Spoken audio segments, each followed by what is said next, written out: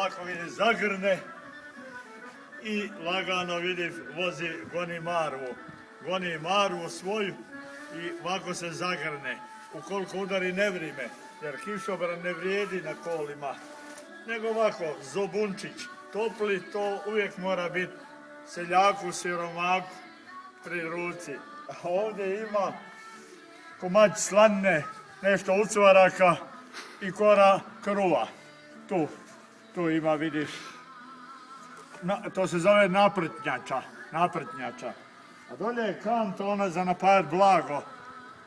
Kad se neđe odmara kočijaš, onda napaja blago s onom kantom.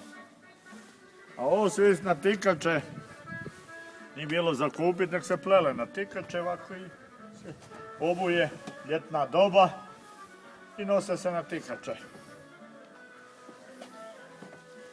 Ovdje sjede ostali, vidiš, ovdje sjedi trojica, jedan sjedi ovako, vidiš tu, jedan u sredini, a jedan tamo da bi imao mjesta, jedan sjedi ovako na lengeru, vani na lengeru. Da se može, nema prostora. A ovdje ozad je harmonika.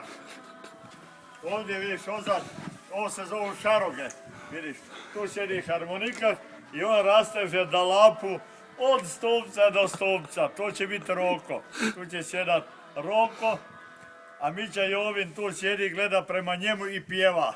Odmora idu svatovi i vode lepu devojku. Devojka majci plakala, ne daj me majko daleko, osta mi cvijeće nejako. Tko će ga majko zaljevat kad se ona uda? Djevojka plače. Tu svira Roko.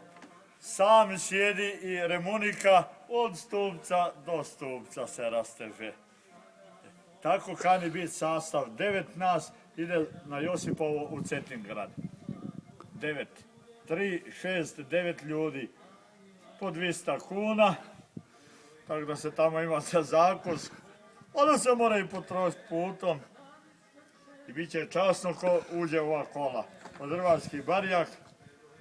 Kud će to dospjeti, da će to završiti u zatvor, to nek vrag zna, ili će sve dole niz kos, ja ne znam, ali obruči su dobro natučeni, kotači su sigurni, gvinta je dolje, bremza dobro drži, a kud će to sprinti, ja ne znam. Toliko vidiš o tim zapregama i temu, mislim, dalekem putu za Josipovo. Celu travku toga napraviti. Evo jebat.